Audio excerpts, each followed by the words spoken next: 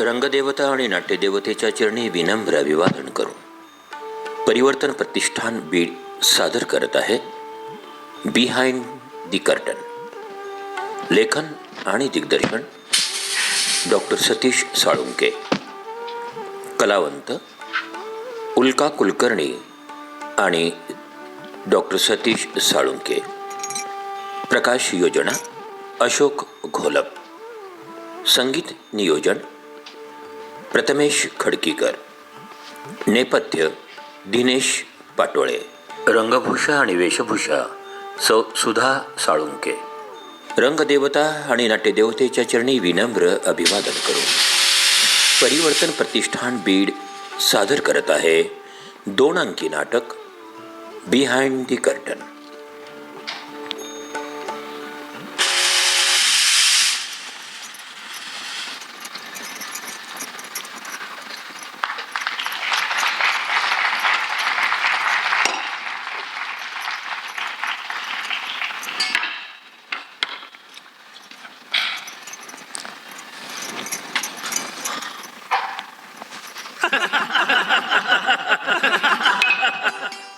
फारच मज्जा आली भाई. वाह क्या बात आहे. काय भन्नाट लिहिलंय डॉक्टर. ओ काय डायलॉग आहेत, काय सॉलिड बांधलंय दृश्यांना. वाचनही अगदी बहारदार आणि ब्रँड ही मजेदार. नाही म्हणजे तुम्हाला माझं नाटक आवडलं म्हणजे माझं हे नाटक हिट होणार. नुसतं हिट नाही तर हॉटही होणार. चला ओके भेटूया. हां बऱ्याच वेळ नाट्य वाचन झालं आणि बरीच मजा आली आहे. हां ठीक आहे भेटूया. Bye bye bye bye bye bye bye bye.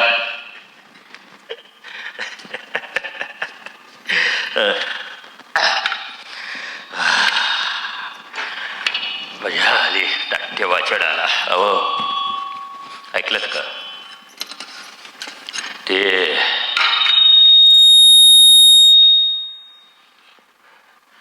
Study room मधलं आवरून घ्या आणि ती वाचलेली स्क्रिप्ट फायला लावून टाका.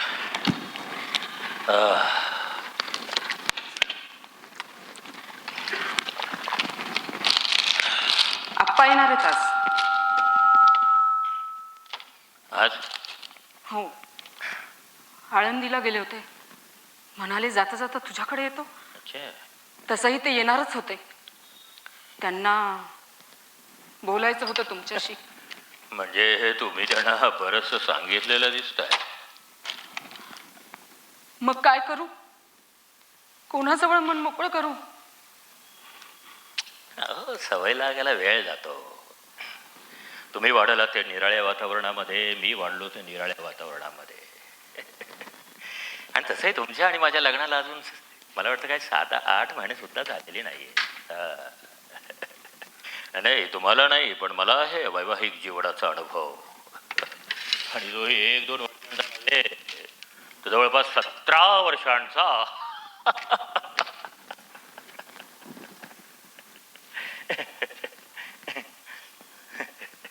हो अंगवळणी पडलं ना सगळं सुरळीत होत. तुमच्या पहिल्या पत्नीच्या अंगवळणी 17 वर्षात नाही पडलं तर तुम्ही माझ्याकडनं 7 महिन्यात अपेक्षित करता. तिचा दोष होता. हो तिचा होता तो दोष. तुमची विद्यार्थिनी विद्या तर सांगत होती की त्या प्राध्यापिका आहेत, त्यांचं भाषेवरही प्रभुत्व आहे. विद्या सांगत होती हे मला कळत नाही. ही विद्या माझी विद्यार्थिनी होती का तिची स्तुती पाठक होती. हे पण तरीही काय विद्या ही अगदीच खोटं बोलत होती असं नाही बरं का. आणि ते बरं झालं त्या माधवीचं आणि तुमचा परिचय नाहीये. नाहीतर तिच्याप्रमाणे जे सामाजिक परिवर्तनाचं जे भूत आहे ना तिने तुमच्या डोक्यावर बसवलं असतं. त्या कोण होत्या हे जाणून घ्यायची माझी इच्छाही नाही. लोक काय सांगतात यापेक्षा आपल्याला येणारे अनुभव महत्वाचे असतात. नाही मात्र बरोबर आहे तुमचं बरं का. आपल्याला येणारे अनुभव. काय म्हणतात तुमचे अनुभव. म्हणजे फारसे चांगले दिसत नाही. कसे असतील हे आजच बघा ना. हो मित्रांबरोबर मी दारू पित होतो, सिगारेट फोडत होतो आणि जोर जोरामध्ये नाट्य वाचन करत होतो असंच ना. बरं झालं तुम्ही स्वतःच ते मान्य केलं. लग्नापूर्वी मी काहीच अपेक्षेला नव्हतं. तरी तसंही मी बघतो की लग्न झाल्यापासून तुम्ही काही फारशा आनंदी दिसत नाही आता. तुमच्या प्रत्येक गोष्टीमध्ये मला औपचारिकपणाच जाणवतो. काय म्हणजे माझ्याशी इच्छेविरुद्ध तर लग्न झालं नाही ना तुमचं? नाही, तसं नाही. अय्यप्पांना माझ्याकडे बघवलं जात नव्हतं. नाही, तुमच्या आणि माझ्या लग्नाची जी मध्यस्थी ज्याने केली ना, त्या दामू काकाने मला तुमच्या कुटुंबाबद्दल सांगितलेलं होतं. त्यांनी तुमच्याबद्दल आम्हालाही सांगितलंच होतं की तुम्ही रिटायर्ड प्रोफेसर आहात. हा, याचा अय्यप्पांना खूप आनंद झाला होता. लग्न उशिरा झालं, पण स्वामी समर्थांच्या कृपेने चांगलं स्थळ मिळालं असं वाटायचं त्यांना. समर्थ. नाही म्हणजे मला मोठं आश्चर्य वाटतं दामू काकांचं. त्याने काय फक्त एवढंच सांगितलं? नाही नाही हा, त्यांनी तुमच्या साहित्यिक प्रतिभेविषयी, आहे. पुरस्कारांविषयी सगळं काही सांगितलं होतं. हा. हा, अय्यप्पांना यातलं फारसं काही कळत नाही, म्हणून ते माझ्याशीच बोलले होते. मग तुम्हाला काय वाटलं होतं? ज्या घटनांचे आपण साक्षीदार नसतो त्या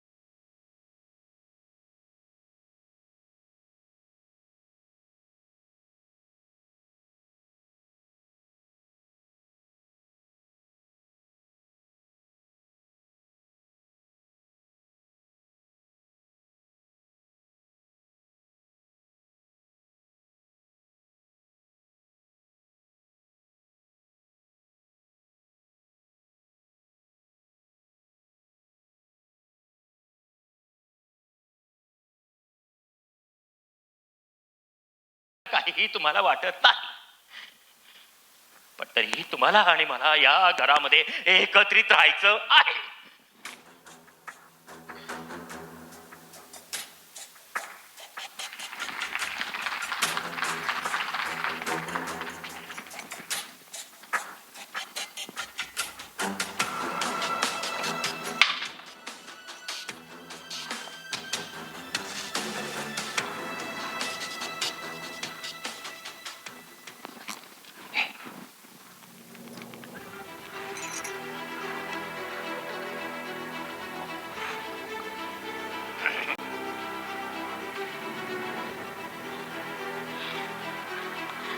अरे, पण तू ऐकून घेणारस का माझं?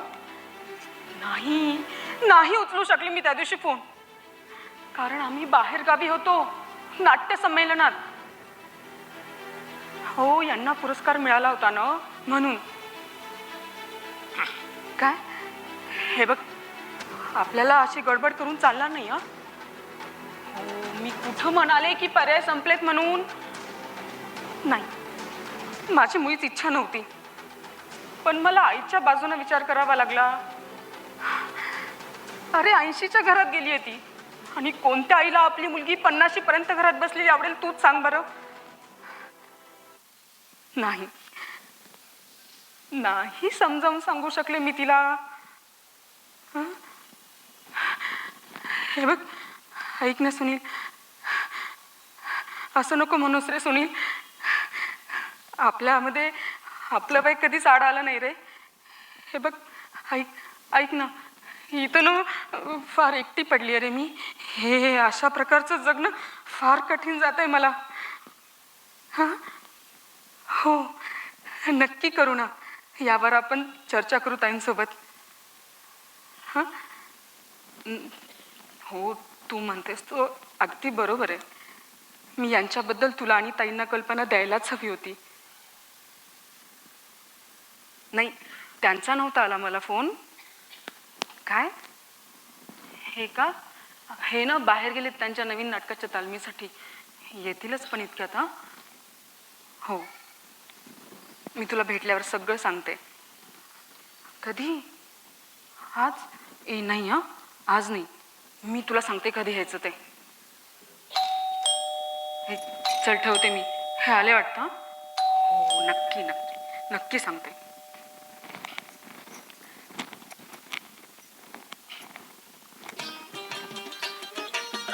नाही विक्रमजी तुम्ही म्हणता ते अगदी बरोबर आहे. हो अगदी बरोबर आहे. अगदी बरोबर आहे.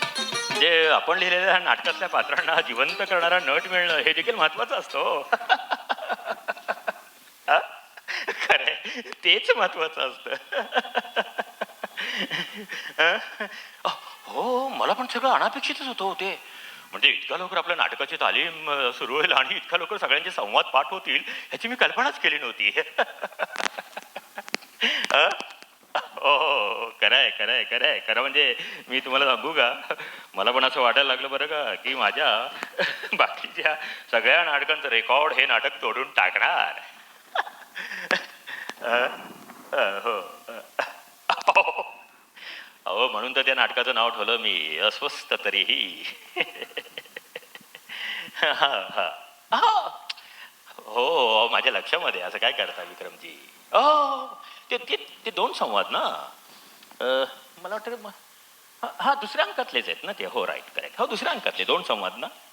हो मी आता रिराईट करायला बसणारच आहे ते. तुम्ही बिलकुल काळजी करू नका. मी 100% आता रिराईट करतोय. हो विक्रमजी उद्या आपला फायनल ड्राफ्ट तयार होणार आहे. हो हो हो हो तुम्ही काही काळजी करू नका. ठीक आहे. हो म्हणजे काय उद्या मी घेऊन येणारच आहे ना.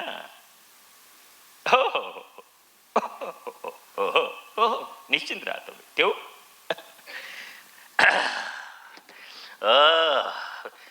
कांचनबाई हां एकदम हा आठवडा मस्त गेला. मी तुम्हाला सांगतो अहो जे मी जे नवीन नाटक बसवतोय ना अनापेक्षितपणे तुम्हाला सांगतो मी की त्याच्यामधले जे जे संवाद आहेत ना पात्रांचे अहो धडाधड धडधड सगळ्यांचे संवाद पाठ झाले. तुम्हाला सांगतो मी नाटकाचा तो प्रत्येक जण मला म्हणत होतो की सर आम्हाला हे नाटक असं वेगळं असं काही वाटतच नाहीये. हे नाटक आम्हाला आमच्या जीवनाचा भागच वाटतोय. आणि सांगतो त्या हे जे होतं ना आपल्या अंजलीबाई काय अप्रतिम अभिनय केला हो कांचनबाई त्यांनी. वा विशेषतः त्या जेव्हा नवऱ्याला सोडून जातात ना त्यावेळेस हो प्रत्येकाच्या डोळ्यामध्ये पाणी आलं. नाही म्हणजे म्हणजे माझ्या पण डोळ्यामध्ये पाणी आलं होतं.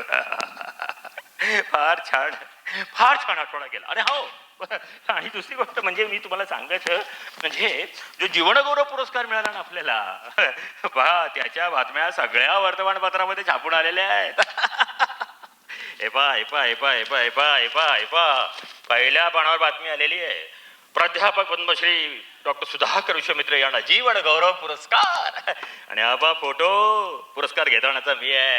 आणि हे पा शेजारी पा तुम्ही आहात तुम्ही. अरे वा फोटो तर छानच आहे. हो बघ मला हे अनपेक्षित होतं. अहो कांचनबाई तुम्ही काय तर साध्या सुध्या स्त्री नाही आहात. तुम्ही प्राध्यापक सुधाकर विश्वमित्रेच्या पत्नी आहात. माझा उपवास आहे आज. तुमचं जेवण तयार आहे वाढू का? अरे हो मी तुम्हाला फोन केला होता पण सारखा एंगेज लागत होता. नाही म्हणजे झालं काय की जर आमच्या नाटकाची तालीम झाली आणि नंतर आम्ही सर्व चर्चा करत बसलो आणि मग तिथेच आमचं जेवण झालं. त्याच्यामुळे माझं जेवण झालेलं आहे हे तुम्हाला सांगण्यासाठी मी फोन केला होता पण तुमचा एंगेज लागला. बरं असू द्या मला ना जरा हे दोन संवाद मला थोडं रिराईट करायचे आहे. तेवढं मी थोडं रिराईट करून घेतो. तुम्ही घ्या अरुण आणि मी आलो. माझं झालं की मी तुम्हाला सांगतो माझं लिहून झालेलं आहे म्हणून.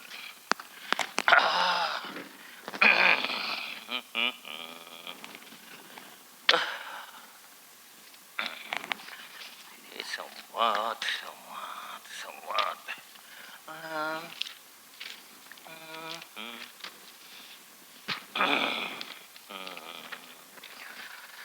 ते दुसऱ्या अंकामधलेच ते संवाद असायला पाहिजेत. राईट.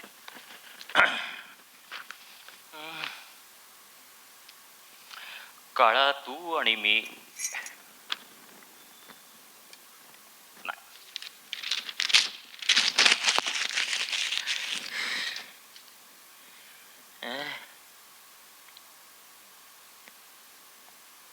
काळा आता तुझ्याशी माझी लढाई नाही, हे शक्य नाही, कारण ते त्या दृश्याला हे बरोबरच नाहीये.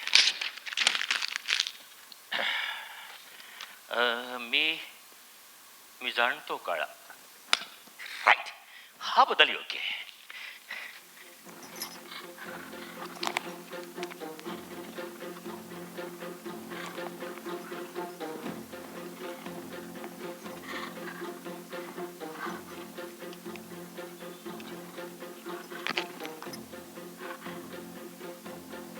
हॅलो हॅलो ताई. हॅलो. ताई ताई मी कांचन. हॅलो, कशा आहात तुम्ही? मी ठीक आहे ताई. सुनील म्हणत होता की तुम्ही माझ्यावर नाराज आहात म्हणून मी तुम्हाला आणि सुनीलला यांच्याबद्दल काहीच सांगितलं नाही ना. काही दिवस तसं वाटलं होतं, पण मी समजू शकते कांचनबाई, परिस्थितीच तशी होती. खरं तर या लग्नाबद्दल काहीही सांगण्याच्या स्थितीतच नव्हते मी. मी जाणतो काळा. मी जाणतो काळा तुझ्या सप्तरंगी आक्रमणांना. तू येतो धोधो कोसळणाऱ्या पावसासारखा, तर कधी घुसतो सळसळणाऱ्या नागासारखा अंतरुणात मध्यरात्री. वा. मी जाणतो काळा तुझ्या सप्तरंगी आक्रमणांना. तू येतोस कधी धोधो कोसळणाऱ्या पावसासारखा, तर कधी घुसतो सळसळणाऱ्या नागासारखा अंतरुणात मध्यरात्री.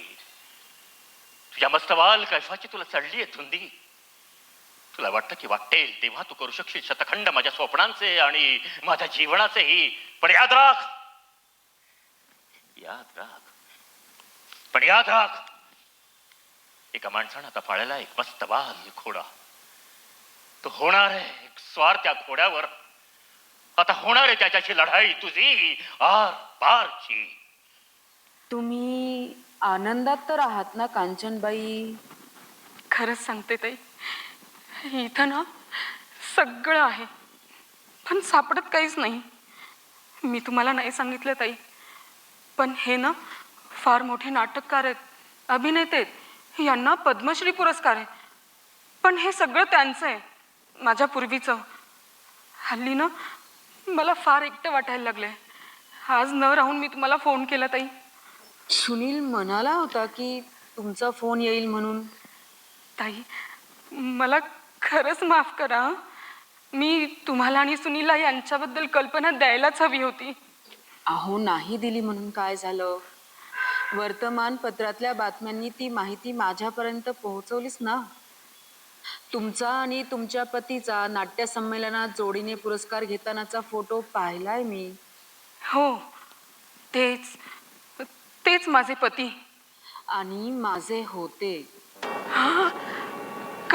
काय? हो.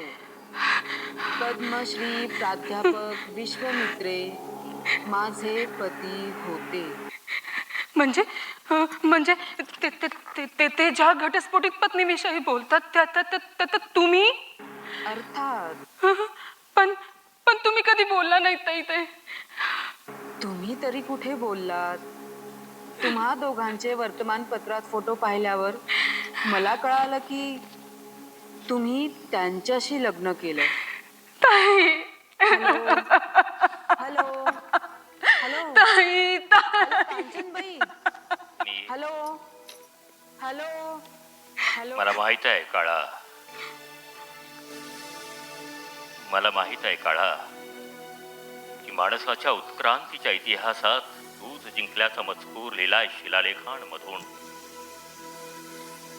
पण तरी लक्षात ठेव, आता एका माणसानं पाळलाय जगण्यासाठी एक चाबूक त्याच्या हातात.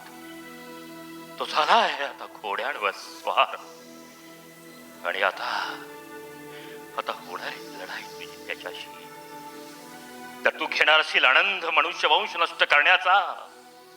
अरे तर याद राख, मी पण घेणार आहे आनंद तुझ्याशी लढता लढता संपण्याचा. वाह क्या बात है, फार छान डायलॉग लिहून गेलाय. वाह मस्त.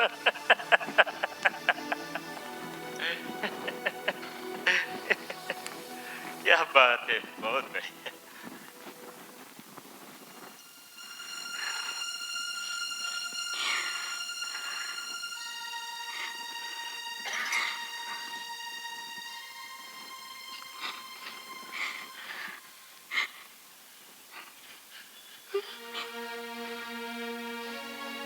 कारण कारण प्रत्येक गोष्टीत तुम्ही मला टोकता. हो टोकतो, प्रत्येक गोष्टीमध्ये मी तुम्हाला टोकतो. पण मी म्हणतो तर वागणं नीट असलं असतं का टोकलं असतं मी तुम्हाला? हा?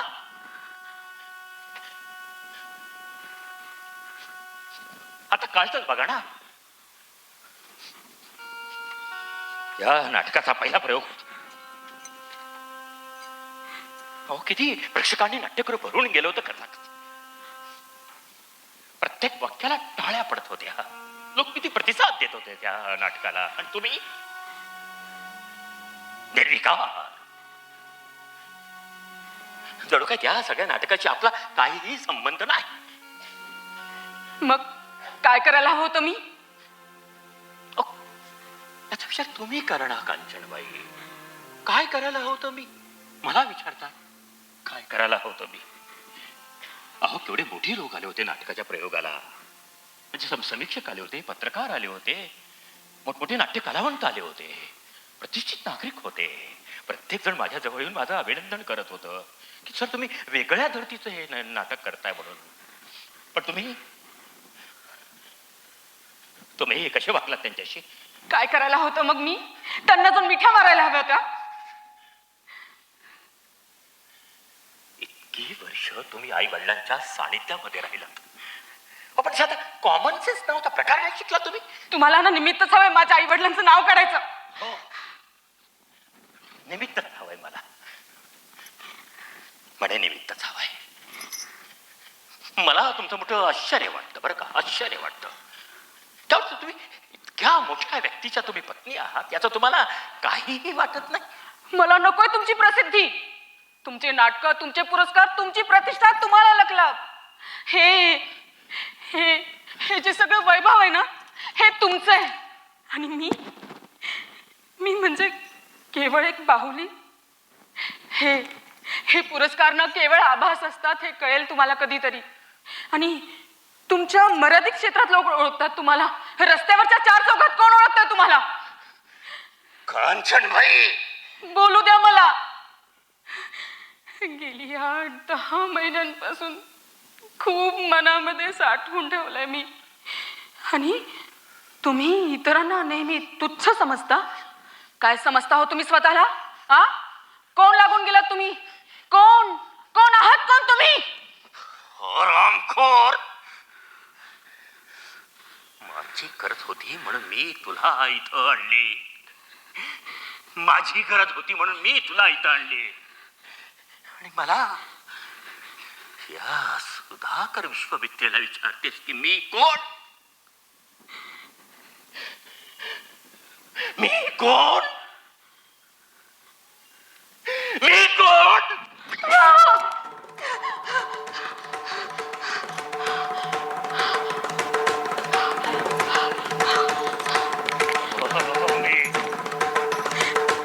मी कोण?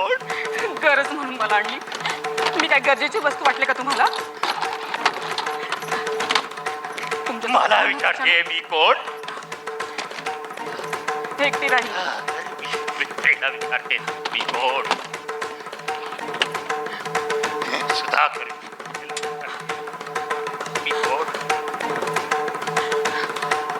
कांचन, चालले मी. कांचन, जे बोलायचंय ते कोर्टात बोला. कांचन, कांचन.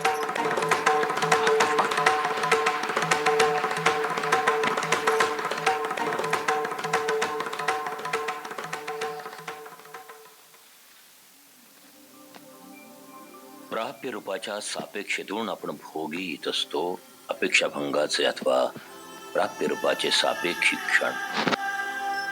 पण क्षण कधीच नसतात सापेक्ष अवकाशासारखेच. क्षणाला नसते लांबी रुंदी, नसते खोली, क्षणाला नसते सुरुवात, नसतो शेवट. तो गतिमान नसतो स्थिर. क्षणाला नसतो मृत्यू, नसते जीवन. क्षण क्षण असतो, त्याच्यासारखा असतो स्वतंत्र, आगापीछा नसलेला. आपणच असतो आगे पिछे, खाली वर, अवती भोवती क्षणाच्या. आपल्या थोट्या हातांनी त्याला टेकू द्यायच्या प्रयत्नात आपण आपल्याला उभे करीत असतो क्षणाच्या पुढ्यात, आपले संदर्भ जोडीत आपल्याला. आणि मग जातात अशीच काही वर्ष. महापुराचा अक्राळ विक्राळ रौद्र रूप घेतलेली नदी पूर्ववत वाहतेच ना मंजूळपणे पुन्हा केव्हा तरी. गच्च भरून आलेल्या आभाळातल्या कडाडणाऱ्या विजांकडे पाहून जीवाचा थरकाप होत असला तरीही त्याच ढगातून डोकवणाऱ्या चंद्रावर लिहिल्या जातातच ना कविता पुन्हा केव्हा तरी.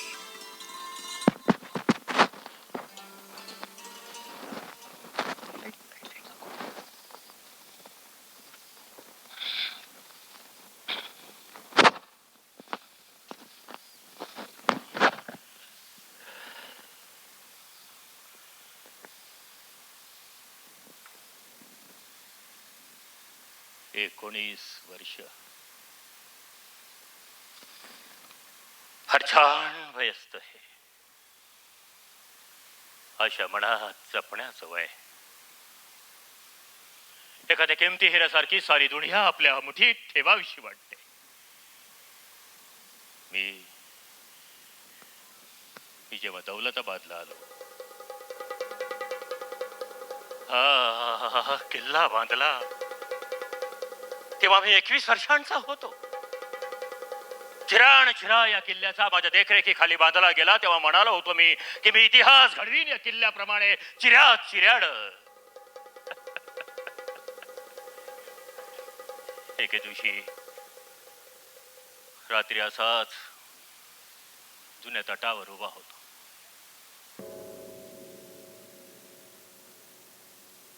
समोरची मशाल आपल्या ज्वाला पुन्हा पुन्हा आभाळात उधळीत आपली सोनेरी किरण आभाळात पसरवीत होती.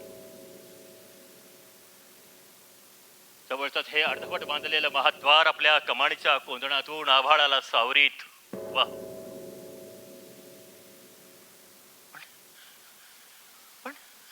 पण अचानक काहीतरी घडलं. ते आभाळ, तो किल्ला, ते महाद्वार, ती अर्धवट जळालेली मशाल सारं सारं काही वितळून वाहू लागलं माझ्या धामण्यातून त्या अंधाऱ्या मध्यरात्री. आणि मी पाहिलं की लक्ष लक्ष तारका नुसत्या चमचमत होत्या माझ्या शरीरातून आणि त्या ताकल्या होत्या काळाच्या एका विराट पसाऱ्या समोर एका क्षणात. आपले सारे सवाल आणि आपले सारे अस्तित्व विसरून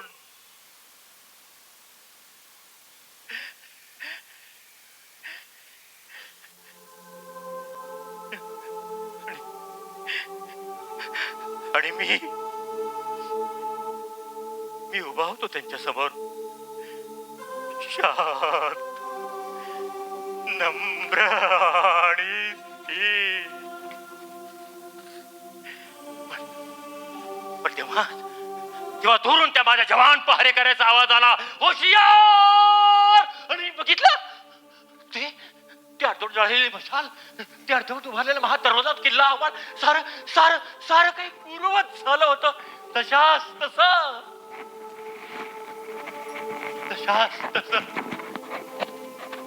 त्या क्षणाला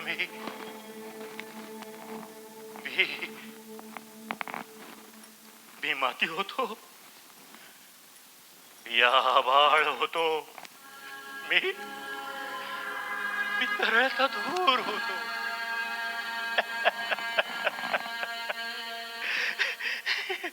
अरे हे जवान पोरा नाही रे जवान पारेकऱ्या, जवान पोरा नाही. अरे तुझ्या जवान वयाचा हेवा नाही वाटत रे आम्हाला.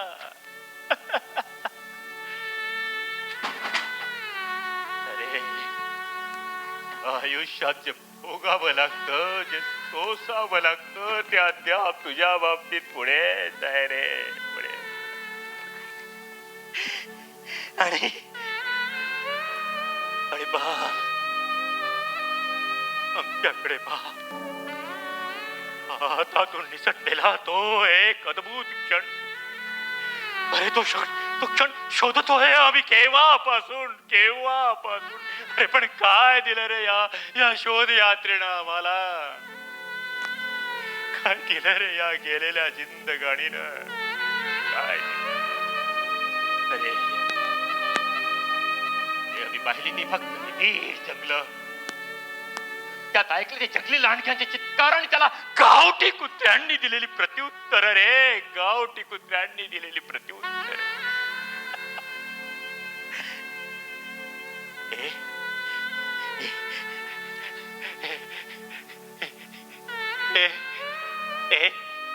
जवान पोरा, मला सांग, आणखी 25-30 वर्षांनी जेव्हा तू आमच्या एवढा होशील तेव्हा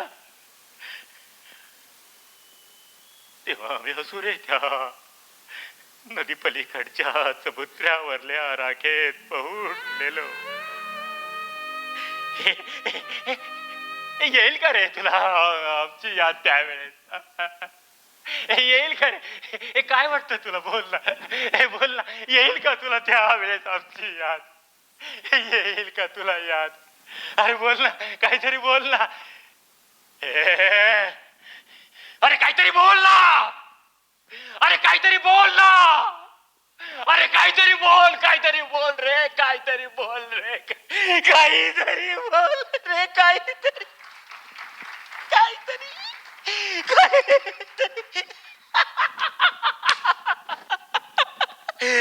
तुगलक. काय कर्नाडांनी तुगलकचे संवाद लिहिलेले आहेत. मला वाटतं तुगलकचं पुस्तक माझ्याजवळ होतं. शोधायला हवं, पण वेळेवर सापडेल ते कसलं आलं.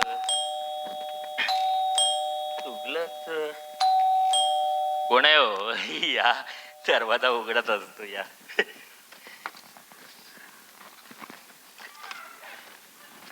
तुगलकचं पुस्तक खरं म्हणजे एक्सक्यूज मी. वर मी काम केलेलं आहे. Excuse me. हा हॅलो. मिसेस मुग्धा गोडबोले शेजारीच राहतात ना? हो शेजारीच राहतात हो. आणि तुम्ही कोण आहात? मी मैत्रीण आहे त्यांची. म्हणजे आम्ही दोघी जणी मैत्रिणी आहोत. नागपूरला जातोय.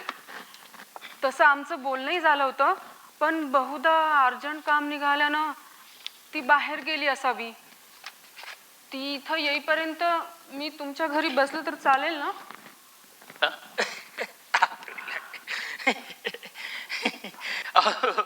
कमाल झाली हो तुमची बरं का. म्हणजे आत आलात, पुन्हा बसलात आणि पुन्हा बसलं तर चालेल ना म्हणून विचारताय.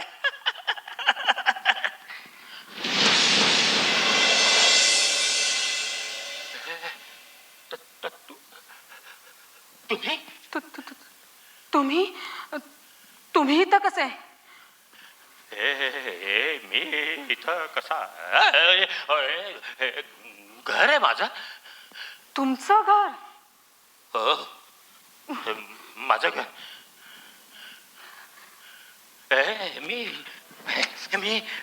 मी पाणी आणतो तुम्हाला. नाही नको. असं असं नाही. हे गोडबोले बाई म्हणजे आमच्या अतिशय जवळच्या आणि चांगल्या शेजारी आहेत. त्यांची पाहुणी म्हणजे जवळपास माझी पाहुणी ना. घ्या पाणी प्या. नाही नको, निघते मी. जाऊ द्या तुम्ही बसा ना. बसा. नाही म्हणजे काय माहितीये का, म्हणजे जर तुम्ही असं गेलात ना निघून तर त्या गोडबोले बाई रागव दिलो मला. हो म्हणजे त्यांच्या पाहुणीचं व्यवस्थित आदरातिथ्य केलं नाही म्हणून. नाही असं कसं? दिलं होतं ना तुम्ही पाणी मला. मी तुम्हाला पाणी दिलं होतं की मी तुम्हाला. घ्या ना. घ्या. नाही नको नको म्हणता.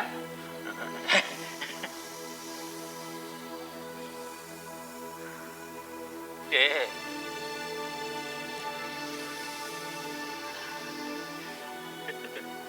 तुमची आणि गोडबोलेबांची ओळख कशी आहे? मागच्या वर्षी विद्यापीठातर्फे भीमबेटकाला आम्हा इतिहासाच्या प्राध्यापकांची हिस्ट्री कॉन्फरन्स होती, तेव्हा भेट झाली.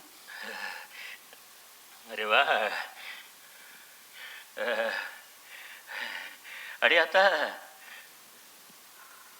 नागपूरला जायचं म्हणालात तुम्ही, ते काय? आम्हा इतिहासाच्या प्राध्यापकांची हिस्ट्री कॉन्फरन्स आहे तिथे. अरे वा. आणि विषय काय? राष्ट्रीय इतिहासाची स्थानिक इतिहासात दिसणारी साम्यस्थळे. अरे वा. हो, फार चांगला विषय बरं का. हा, फार चांगला विषय. आणि तुम्हाला मी सांगतो, मला ना इतिहास हा विलक्षण आवडणारा विषय आहे. तुम्हाला मी सांगतो, इतिहास म्हणजे ना ते त्या समुद्राच्या ज्या खवळणाऱ्या लाटा असतात की नाही, त्या लाटाच्या थार थार धडकतात बघा त्या समुद्राच्या किनारच्या खडकांवर. आणि मग त्यांना ती बारीक बारीक बारीक बारीक अशी बारीक छिद्र पडतात बघा. ती छिद्र आहे ना, तो असतो इतिहास. मी तुम्हाला सांगतो, इतिहास म्हणजे ना हृदयावर पडलेल्या आठवणींचा असा एक शिक्काच असतो बघा. म्हणजे चौकशीचा महायत्नच असतो तो. म्हणजे सारं सुंभ जळतं, पण तो धगधगणारा पीळ आहे ना, तो बाकी राहतो. हा धगधगणारा पीळ आहे ना, तो असतो इतिहास. हो, इतिहासकार म्हणतातच ना, इतिहास म्हणजे मतभेदांचं रणांगण, खणखणणाऱ्या तलवारींचा उरलेला नाद, युद्धारंभांचे पडघम. नाही नाही नाही, पण मी तुम्हाला सांगतो जबाबदारीनं, इतिहास म्हणजे नेहमीच युद्धारंभाचे पडघम असतात असं नाही बरं का. कधीच युद्धारंभाचे असतो, कधी, पण नेहमीच असतो असं नाही येतो. पण बऱ्याचदा इतिहास असतो तो युद्ध संपल्यानंतर रणभूमीवर अस्ताव्यस्त पडणाऱ्या त्या राजमुकुटांचे बेवारस अवशेष. लोळा गोळा होऊन पडलेली ती माणसं आणि त्यांच्या त्या रक्तरंजित अस्ताव्यस्त लाचार महत्वाकांक्षा.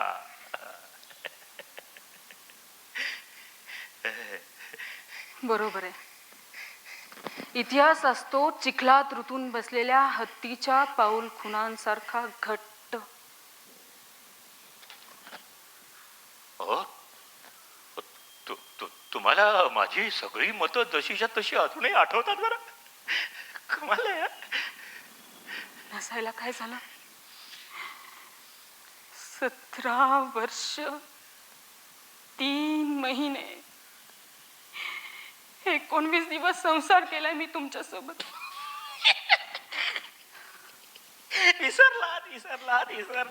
विसरलात म्हणून चुकलात.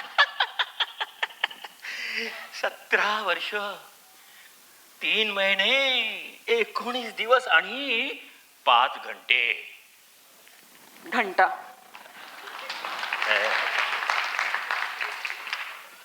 तुम्ही आता मला काही म्हणालात का?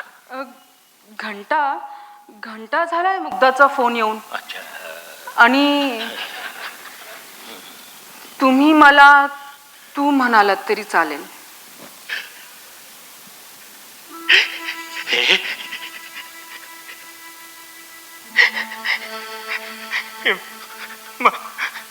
माधवी, हेही चालेल. माधवी, 17 वर्षांनी पाहते मी तुम्हाला, आणि तेही असं अचानक, योगायोगानं. 17 वर्षांपूर्वी भेटलो होतो आपण कोर्टात. तेव्हा न्यायाधीशांनी विचारलं होतं तुला की तुम्ही ओळखता का या माणसाला म्हणून. हे माधवी, तेव्हा तू म्हणाली होतीस की मी म्हणाले होते की परिचित आहेत पण ओळखू शकले नाही.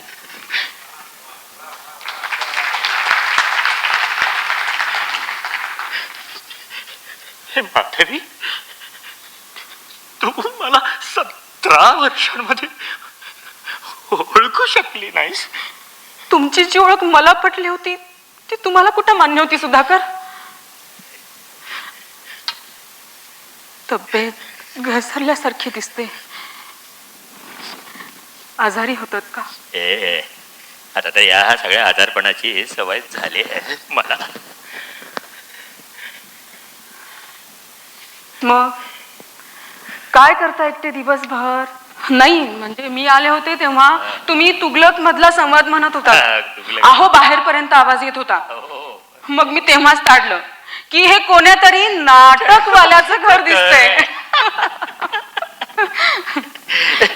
नाही, तू बरोबर ओळखलंस ग. तुगलक मधला संवाद म्हणत होतो मी. हे खरं सांगू का, हे नाटकातली जी पात्र आहेत ना, हे फार शाश्वत आणि सच्चे मित्र असतात ग. शेवटपर्यंत साथ देतात ते आपल्याला. पण ही जीवनातली पात्र शाश्वत आणि अनिश्चित. मला वाटतं मी 1980च्या दरम्यान तुगलक गेलो होतो. अरे बापरे, फार भारावलेले दिवस होते ते, भारावलेले. नाटक. अगं त्यामध्ये मी तुगलकचा मुख्य भूमिका केली होती, सम्राट तुगलक. अगं मला अजूनही आठवतो त्या संवादाला मला विलक्षण प्रतिसाद मिळायचा प्रेक्षकांचा. म्हणजे तो सम्राट तुगलक त्याचं सर्वस्व हरवून जातं आणि मग तो सम्राट तुगलक, त्याच्या जवळचे नातेवाईक सगळे, त्याचे सैनिक त्याच्याशी बेईमानी करतात केवळ त्या एकंदरीत सगळ्या या पदासाठी, त्या राज्यासाठी. आणि मग हा तुगलक अल्लाला शरण जातो ग. अल्लाला शरण जातो, दुसरा पर्याय नसतो त्याचा. तळमळीनं पोट तिडकीनं तो अल्लाला बोलायला लागतो, या अल्लाह, या अल्लाह, या अल्लाह, मुझे तुम्हारे पास आने दो अल्लाह, मुझे तुम्हारे पास आने दो परवरदिगार, मुझे तुम्हारे पास आने दो अल्लाह, मुझे तुम्हारे पास आने दो या अल्लाह,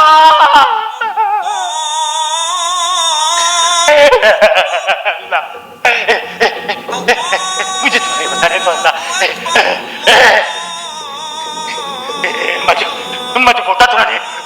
माझ्या ओटातून हे रक्त का वाहत आहे? माझा किती आणि इतरांचा किती, मैं तुम्हारे पास आने अल्लाह, या लहान वाळवंटातून मी तुझ्याकडे येणारच होतो अल्लाह. पण मला माहित नाही अल्लाह, या लाल चिखलामध्ये लोळणारा डुक्कर मी का झालो, कसा झालो अल्लाह, या डुक्कर मी कसा झालो. मुझ पे रहम करो अल्लाह, मुझे पाक करो, मुझे नहीं करो, मुझे नहीं करो अल्लाह. मुझे अब तुम्हारे सिवा मेरे पास कोई नहीं अल्लाह. अब तुम्हारे सिवा इस दुनिया में मेरा कोई अल्लाह, ये दुनिया में तुम्हारे सिवा कोई नहीं है अल्लाह, इस दुनिया में तुम्हारे सिवा कोई नहीं है अल्लाह, कोई नहीं है, कोई नहीं. नेमका हा संवाद तुम्हाला पाठ होत नव्हता तेव्हा. तुगलक हा संवाद पाठ होत नव्हता.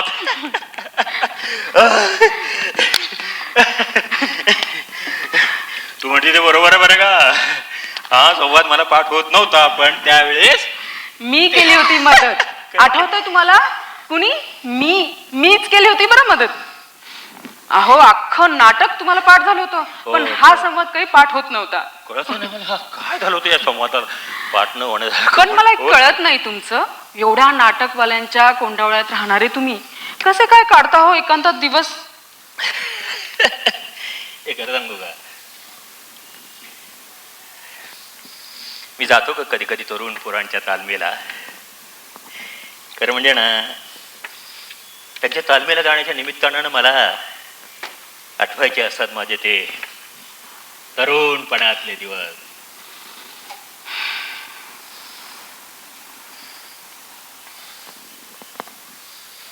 त्या तरुणपणात मी केलेली नाटकं, मग त्याला प्रत्युत्तर म्हणून दिवाकरनं केलेलं नाटक. हो, आणि मग दिवाकरच्या नाटकाला प्रत्युत्तर म्हणून मी केलेलं नाटक. अरे बाप रे बाप. त्या काळामध्ये नाट्य क्षेत्रामध्ये दिवाकरची आणि माझी काय जीवघेणी स्पर्धा होती. हो, पण आता मला माहित नाही, पण हे माधवी, मला त्या दिवाकरच्या आठवणी आता खूप बऱ्या वाटायला लागल्यात ग. दिवाकरांच्या आठवणींनी बरं वाटतं तुम्हाला? ते तर नाट्य क्षेत्रातले शत्रू ना तुमचे. नाही नाही, काय शत्रू वगैरे नाही. हा, असं तो मानत होता, मी नाही. तर मग तुम्ही लिहिलेल्या तुमच्या सूर्याला असतो एक डाग या नाटकातील अत्यंत स्वार्थी, लालची, थोताण आणि खोटारडा बुद्धिवादी ही विशेषणे कोणासाठी वापरली होती? हे विशेषण मी कोणासाठी? हे माझ्या नाटकाचा तो नायक होता ना, तो नायक पद्माकर, त्याचा चरित्र वर्णन होतं त्या. नायकाचं नाव बदलल्याने उद्देश बदलाच ना तो सुधाकर. हे नाटक केवळ तुम्ही दिवाकरांची बदनामी करण्यासाठी लिहिलं होतं. माधव, हे खोटं आहे बरं का हे. पण त्यावेळेच्या सगळ्या वर्तमानपत्रात तर हेच लिहून आलेलं होतं. हे तुला खरं सांगू का, तोडा होताच तसा, तो होताच तसा. माझ्या नाटकांची नक्कल करायची. त्याला कधी कळालंच नाही की नक्कल आणि प्रतिभा याच्यामध्ये काहीतरी अंतर असतं म्हणून. पण मला सांग माधवी, तरीही मी त्याच्या 2 नाटकाची प्रस्तावना मीच लिहिली होती की नाही? का? नाही म्हणजे अगं मला जाणवत होतं ग की तो ईर्ष्या करत होता माझी, पण त्याने कधी द्वेष नाही केला ग माझ्या नाटकांचा. अगं मी आजारी असला की धावून यायचा ग तो माझ्यासाठी. मला जेव्हा आला तेव्हा तोच होता माझ्याजवळ. माझे हात मीच वाढायला लागले, माझ्या डोक्यावर हात फिरवायला लागलो. माधवी, मला तेव्हा खूप बरं वाटलं सगळं. मग वेगळे का झाला? नाही, आम्ही वेगळे असं झालोच नाही. वेगळे असं आम्ही झालोच नाही. नाही, वेगळे नाही झालो. म्हणजे काय, नाटकामध्ये ना तो माझ्यापेक्षा एक कणखर जास्तच भारावलेला होता. गेला मुंबईला. त्याला वाटलं की आपण ह्या नाटकाच्याच जीवावर आपलं आयुष्य निभावून देऊ. आणि मी पण इकडं UGCच्या नाट्यविषयक अभ्यासक्रम समितीचं चेअरमन झालो. त्याच्यामुळे माझ्या दिल्लीच्या वाऱ्या वाढत गेल्या. त्याच्यामुळे त्याची आणि माझी भेट जरा कमी झाली. अगं पण पत्र मात्र त्याची मला नियमित येत होती. आणि मी पण त्याला नियमितपणे पत्र लिहायचो. पण मी आता बघितलं गेल्या 7-8 वर्षामध्ये त्याचं पत्र पण नाही आलं. आणि मग बऱ्याच दिवसानंतर त्यानं लिहिलेलं एक पत्र माझ्या हाती लागलं. आणि मग ते पत्र मी असं वाचायला लागलो. आणि मग त्याने आणि मी केलेल्या तुघलक नाटकाची मला आठवण झाली. मग तुला सांगतो. आणि मग वेड्यासारखा मी इथे तुघलकचा डायलॉग म्हणत होतो. तेवढ्यामध्ये तू आलीस माधवी. तुगलक मध्ये दिवाकरांना करायचं होतं तुगलक, पण तुम्ही त्यांना दिली बर्नीची भूमिका. खरं आहे हे? माधवी, तेव्हापासून मी पाहतोय की आपण दिवाकरवर जरा जास्तच बोलतोय.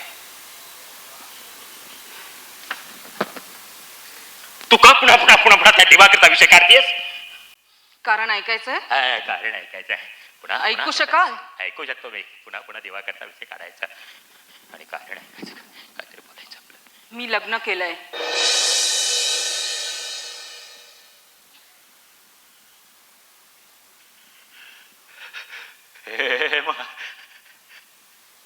हे माधवी, तू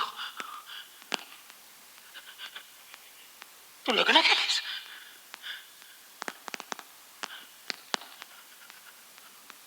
कोणाशी? दिवाकरांशी.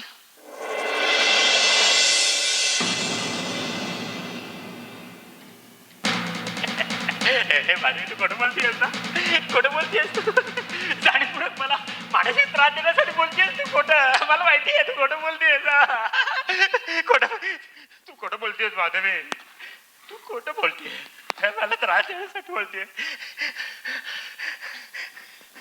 खोटं बोलतेस तू.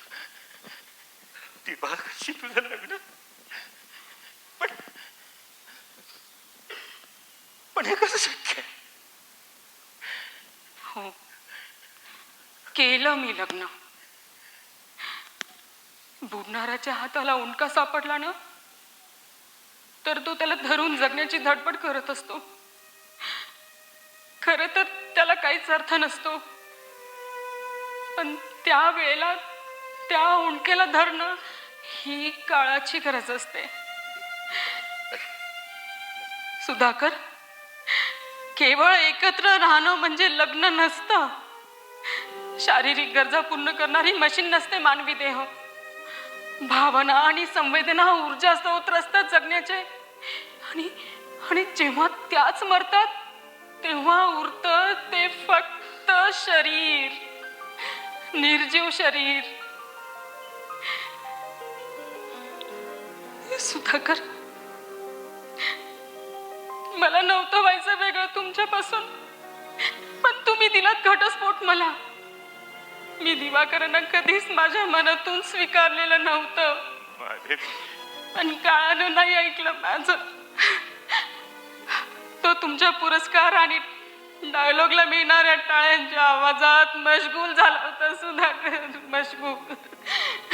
किती समजावलं होतं सुधाकर मी तुम्हाला की नका नका दूर करू मला तुमच्यापासून, पण तुम्ही यशाच्या धुंदीनं आंधळ झाला होता सुधाकर, आंधळ झाला होता.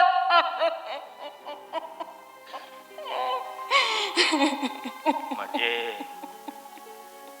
नदीच्या प्रवाहामध्ये वाहत असताना दिवाकर नावाचा उंडका सापडला तर तुला?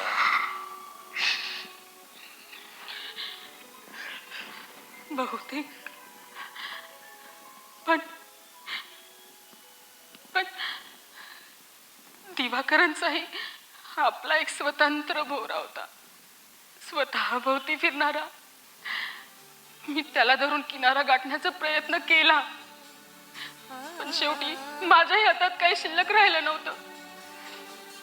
सुधाकर, या जगात सगळ्यात महत्वाची बाब असते ती जिवंत असण्याची, श्वास चालू असण्याची. आणि माझ्या श्वासात दिवाकरांचा गंध कधीच उतरला नाही. दिवाकरांचं खूप प्रेम होतं माझ्यावर, आणि माझं होतं तुमच्यावर. आणि तुम्ही दूर लाथडलात मला, दूर लाथडलात. नाटकातल्या जीवनातले आणि प्रत्यक्ष जीवनातले अंतर तुम्ही नाही ओळखू शकता सुधाकर. त्यामुळे भोवऱ्याच्या अंकुची दार टोकावर फिरत राहिले स्वतःभोवती.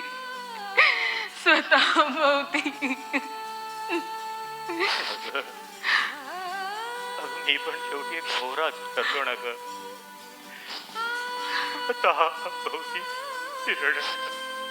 स्वतःभोवती फिरणं.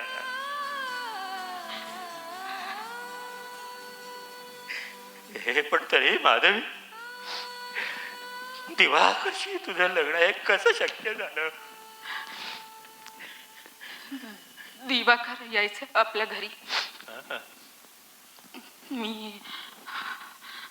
मी आवडायचे त्यांना.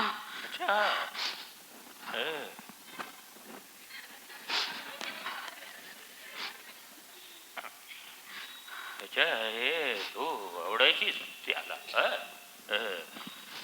हे मला सांग, हे तो तुझ्या आणि माझं लग्न झाल्यानंतर बोलला?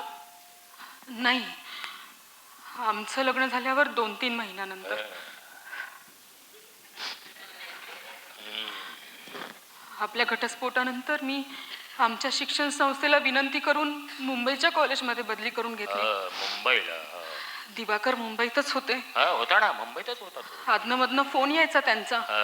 मग भेटू लागलो आम्ही.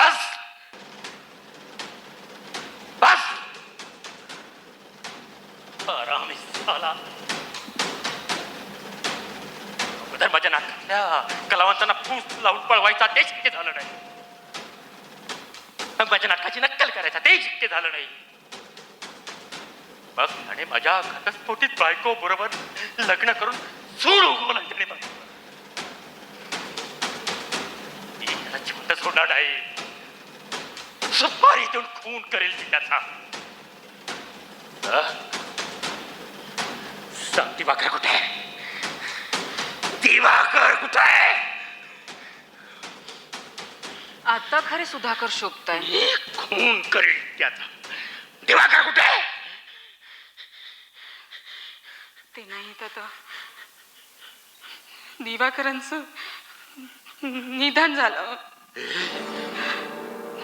ए माधवी,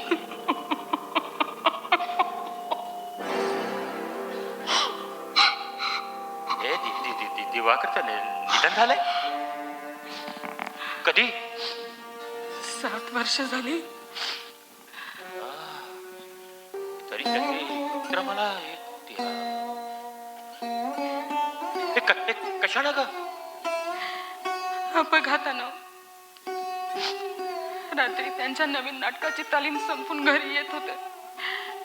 अज्ञात वाहनानं उडवलं त्यांना.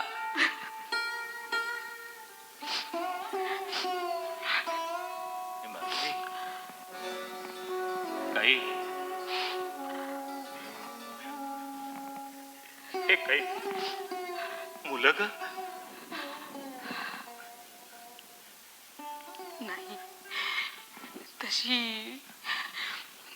दिवाकरांचीच इच्छा नव्हती. पण सुधाकर, तुम्ही नाटकाला उमराच्या बाहेर ठेवलं असतं ना, तर हे सगळं काही घडलंच नसतं. अरे का ठेवायचं मी नाटकाला उमऱ्या बाहेर? का ठेवायचं माधवी? का ठेवायचं?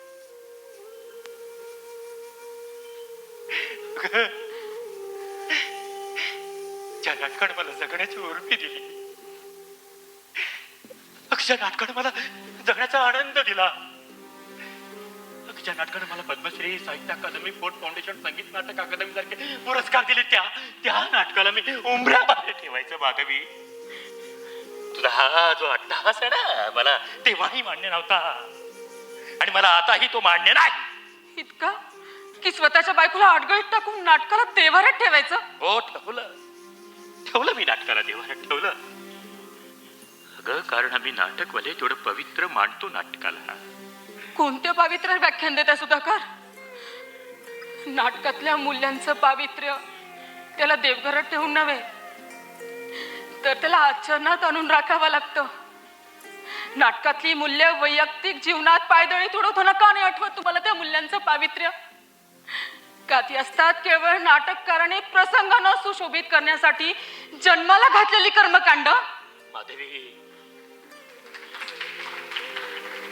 माधवी, तू ज्याला कर्मकांड म्हणतेस ना, ती असते नाटककाराची प्रतिभा.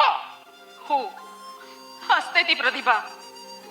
पण ती प्रतिभा केवळ पुस्तकांच्या पानांची शोभा वाढवणारी असेल ना सुधाकर, तर ती धोकेबाज असते, प्रेक्षकांची फसवणूक करणारी असते.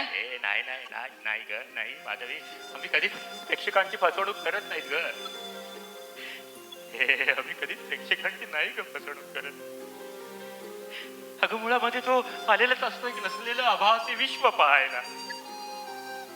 असं तुम्ही समजता, पण तो विश्वास ठेवून असतो की जे दिसतंय तेच सत्य असतं म्हणून. आणि विश्वासाच्या बाजारात लिलाव मांडता तुम्ही त्याचा. ज्या विचारांवर तुमची स्वतःची श्रद्धा नाही, ते का म्हणून मांडता प्रेक्षकांसमोर? कुणी दिलाय हा अधिकार तुम्हाला? अशा आचरहीन आणि श्रद्धाहीन मूल्यांना देवघरात ठेवून स्वतःचं समाधान होईल सुधाकर, पण आत्म्याचं काय करणार? आत्म्याच्या समाधानासाठी नसतं केलेलं आम्ही ते. आत्म्याच्या समाधानासाठी नसतं केलेलं आम्ही ते. या रंगमंचाच्या बांधिलकीतून आम्ही बंधन केलेलं असतं या रंगभूमीला.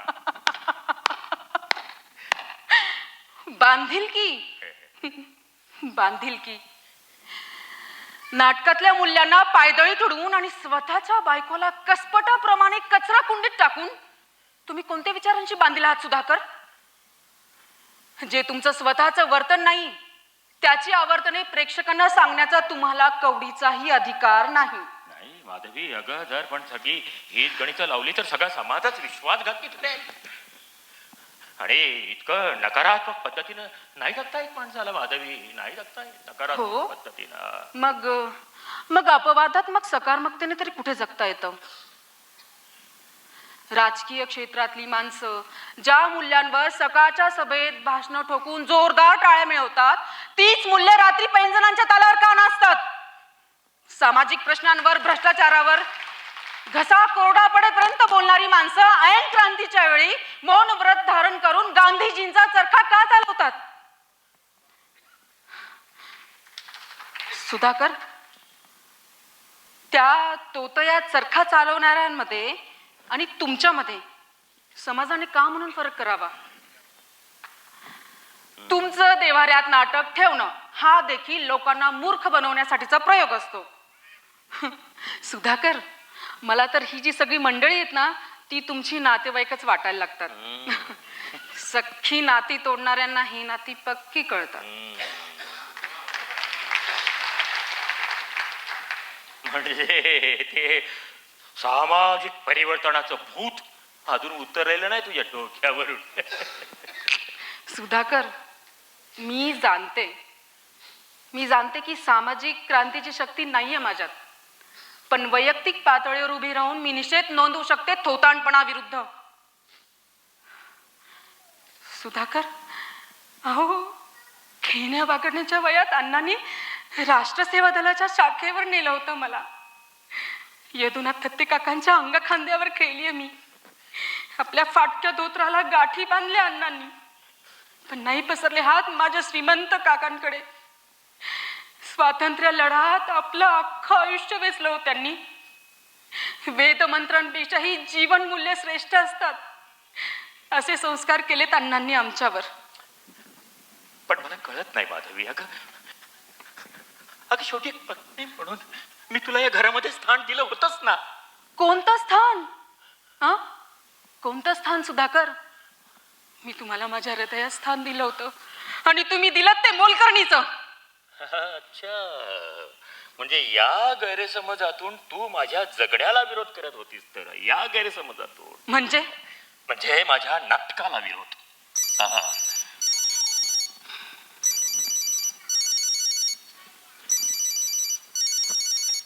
या गैरसमज. हा सिद्धार्थ, काय म्हणतोय? हा बोल बोल बोल. अरे हो, काल आली होती, मोनाली आली होती की काल. हा दिली तिने तुझ्या नाटकाच्या पहिल्या प्रयोगाची निमंत्रण पत्रिका दिली आहे मला. अरे पण माझ्या हस्ते दीप प्रज्वलन वगैरे काय नाही रे. हे सिद्धार्थ पोराडो, खूप छान नाटक करा रे.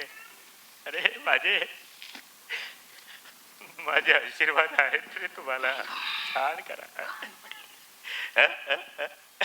म्हणजे काय नाही, मी येणार सिद्धार्थ प्रयोगाला येणार आहे. मला आवडतात तरुण मुलांची नाटकं बघायला. त्यांचा अभिनिवेश निराळा असतो, त्यांच्या दिग्दर्शनाची शैली निराळी असते आणि त्यांचं लेखन पण निराळं असतं. नाही, मी येणार आहे सिद्धार्थ, येणार. तू काय हे फक्त एक काम करशील का जरा? नाटकाच्या प्रयोगाच्या एक 15 मिनिटं अगोदर कोणाला तरी घ्यायला इकडे मला. बरं ठीक आहे, तू स्वतःच येणार आहेस. बरं ये. खाली आलास ना की जरा मला वर फोन कर. मी तयार असेल सुधाकर, तू काही काळजी करू नका. ठीक आहे. हा सिद्धार्थ, मी तयार असेल. हो. काय म्हणाला? डब्बा? अरे बापरे, जेवणाचा डब्बा नको रे बाबा आता. ओ, खूप जेवण झालं रे बाबा माझं. खूप जेवण झाले आता इथलं. नाही, पोट भरून. पोट भरून झालं. नाही, नको. हा आणल्या रे सकाळी. ते गोडबोल्यांच्या चिलूने मला गोळे आणून दिल्या, ठेवल्यात. मी घेणार आहे थोड्या वेळ. आहेत फळं पडायला. हो ये. हो, खालून फोन कर, मी तयार असेल. ठेवू.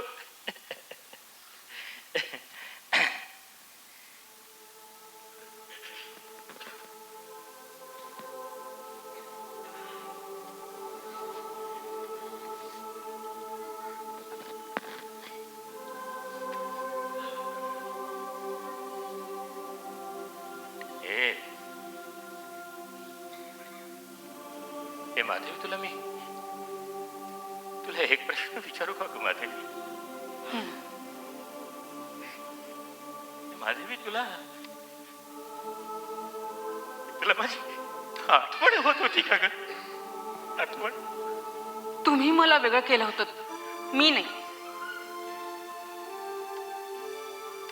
कांचन गेल्यावर तुझी मला फार उणीव भासली ग माधवी. माझी उणीव भासली, ती देखील स्वतःच्या स्वार्थासाठी, गरजेसाठी, प्रेमापोटी नाही. मी खरंच सांगतो की पदोपदी मला ना तुझी जाणीव झाली ग. स्वतःच्या स्वार्थासाठी झालेली जाणीव प्रेम नसतं सुधाकर. हे पण माधवी, मला तुझी फार आठवण येते माधवी. आठवण? सुधाकर, मी एक सांगू का तुम्हाला? तुम्हाला ना नाटक सोडून दुसरं काहीच आठवू शकत नाही, कारण तुम्ही फक्त स्वतःवर प्रेम करता आणि तुमच्या स्वतःचा अर्थ आहे केवळ आणि केवळ नाटक. खऱ्या आठवणी त्या असतात सुधाकर, ज्या येतात मनातून आणि वाहतात डोळ्यांतून. आणि अशा आठवणी मी तुमच्या डोळ्यात कधीच पाहिल्या नाही. हा, लोकांच्या भाषेत याला निष्ठुरता म्हणता येईल कदाचित. निष्ठुरता. अगं मी जेव्हा दवाखान्यामध्ये ऍडमिट होतो ना माधवी, तेव्हा तू असायला पाहिजे होती जवळ माधवी. तू का?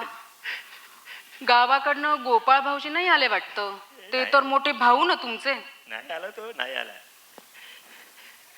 आई आणि अप्पांच्या निधनानंतर त्याला वाटलं होतं गावाकडची सगळी जमीन आणि घर मला त्याला देऊन टाकावं, कारण त्याच्यात तुलनेनं मी सर्व गुण संपन्न आणि सर्व सुख माझ्याजवळ लोळतायत असं त्याला वाटलं.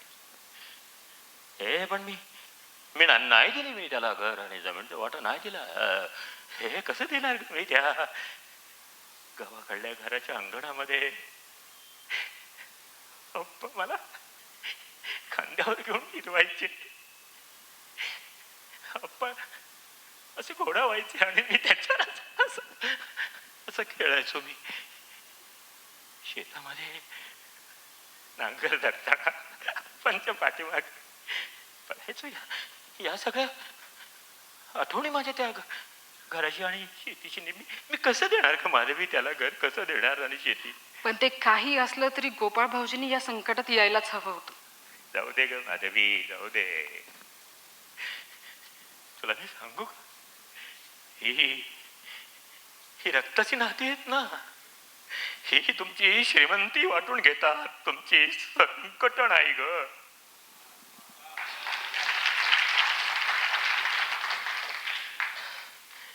एकटेच असता?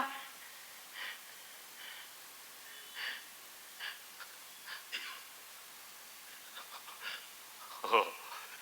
मग नाही म्हणजे एकटा नसतो मी असं काही, बरं का. हो, म्हणजे हे डबा वगैरे आणून त्याला पोरं असतात ना आमच्या नाट्यसंस्थेची, आणि शिवाय ते विविध संस्थांची सगळे तरुण पोरं येत असतात ना, सगळे कलावंत माझ्याकडे. सर आम्ही हे एकांकिका बसवली, सर आम्ही आता युथ फेस्टिवलला हे एकांकिका बसवणार. मज्जा असते. सर मी हे नवीन एकांकिका लिहिली, हे नाटक लिहिलं, वाचून प्रतिक्रिया द्या. मज्जा असते त्यांची सगळ्यांची. आणि शिवाय ते माझ्यावर PhD करणारे विद्यार्थी, हो रात्रंदिवस दिवस अगदी म्हणजे काय त्यांची येतात चालू असते आणि प्रश्न विचारून तर भांडावून सोडत असतात.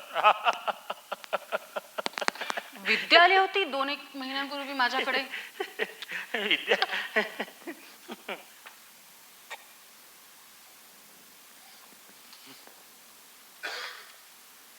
विद्या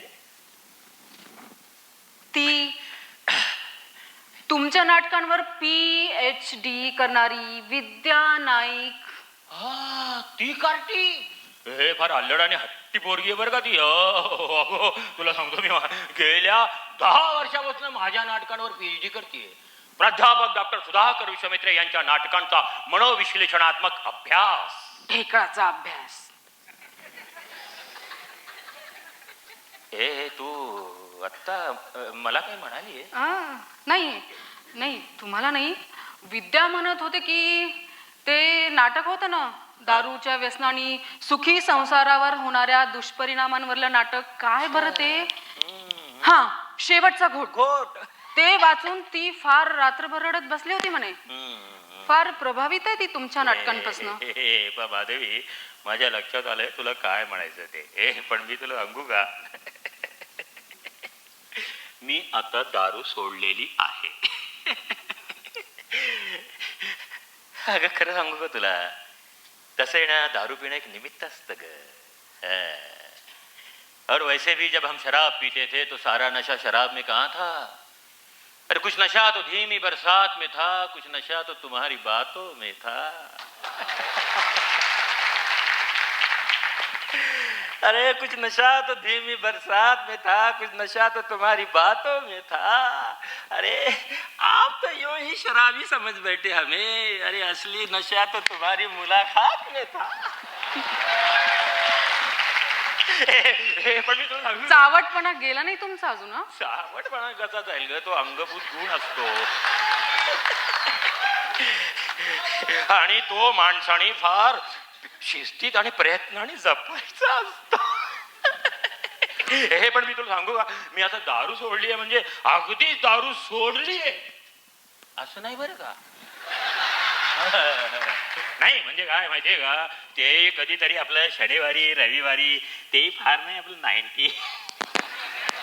ते तर राम्या आला तर. म्हणजे रामभाऊजींचं इथे येणं चालूच आहे तर अजून. माधवी तुला सांगू, या रक्ताच्या नात्यापेक्षा ना दारूची नाती फार घट्ट असतात. अगं या रक्ताच्या नात्यापेक्षा ना दारूची नाती फार घट्ट असतात. रक्ताची नाती एकदा चढली ना, तो उतरवायला आयुष्य लागतं. अगं पण दारूचं तसं नसतं. रात्री ही नाती सरसर सरसर सरसर चढतात, पण सकाळी भरभर भरभर भरभर उतरतात. सकाळी पुन्हा फ्रेश लागले कामाला.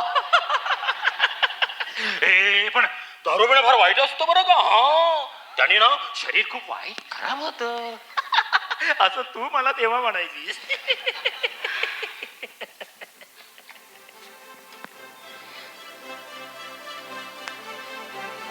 ही विद्या अधूनमधून तुला भेटते की एखाद्या वेळेस भेटते? भेटते अधूनमधून, पण तुमच्यापेक्षा तुमच्या नाटकांवरच जास्त बोलते ती. ते तुमचं नाटक होतं ना, अस्वस्थ तरी. हे चल, अजूनच झालंय ते, केव्हा तरी लिहिलेलं होतं मी गेल्यावर लिहिलं होतं.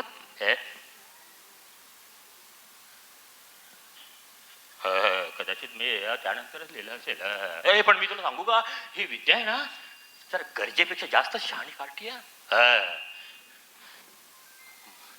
माझ्या नाटकाचा प्रत्येक शब्द वाचते आणि मला प्रश्न विचारून भांडावून सोडते. त्याच्यामुळे अगं पंचायत होते ग माणसाची. बरोबर आहे. आदर्शवादाचे केलेले कल्पनाविलास माणूस किती दिवस लक्षात ठेवणार ना. आदर्शवाद म्हणजे काय? आदर्शवाद म्हणजे काय?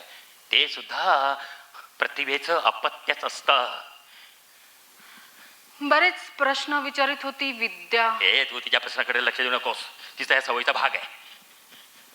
तिनं विचारलं की नाटकाच्या आरंभी नायकाच्या जीवनात येणाऱ्या मीनाक्षी, सुप्रिया, जुली, सखुबाई या स्त्रियांचा वापर नायकाने स्वतःच्या मानसिक आश्रयासाठी केला की मनोरंजनासाठी, यावर तिचं एक मत होत नव्हतं म्हणे. अरे तिला म्हणा कुठले उकिरडे उकरीत बसलीये म्हणा तिला. उकिरडे? उकिरडे. पद्मश्री प्राध्यापक डॉक्टर विश्वमित्रे या लेखनासाठी तुम्हाला साहित्य अकादमी मिळालाय. आणखी काय काय म्हणाली ते? ती या निष्कर्षावर आलीये की नाटकाच्या नायकाची पत्नी कामिनीचं वर्णन तुमच्याशी म्हणजे माझ्याशी मिळतं जुळत आहे. हे अलीकडचे तरुण पोर आहेत ना, या कल्पना विस्ताराला चिकित्सा फिकित्सा असं काहीतरी म्हणायला लागतं.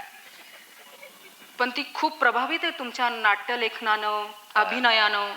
माहितीये. अस्वस्थ तऱ्हेच्या नायकानं त्याच्या कुटुंबासाठी खाल्लेल्या खस्ता, प्रख्यात गायक असतानाही सगळं वैभव नजरेआड करून आपल्या कुटुंबासाठी त्यानं केलेला त्याग, हे तिला फार भावलं म्हणत होती ती. मला माहितीये, ही विद्या आहे ना,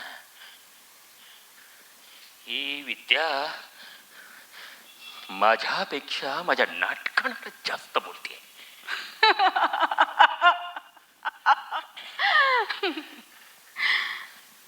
गंधाविषयी किंवा गंधानं बेधुंद करणाऱ्या वातावरणाविषयी आपण बोललो तरी चर्चा ही फुलांचीच असते.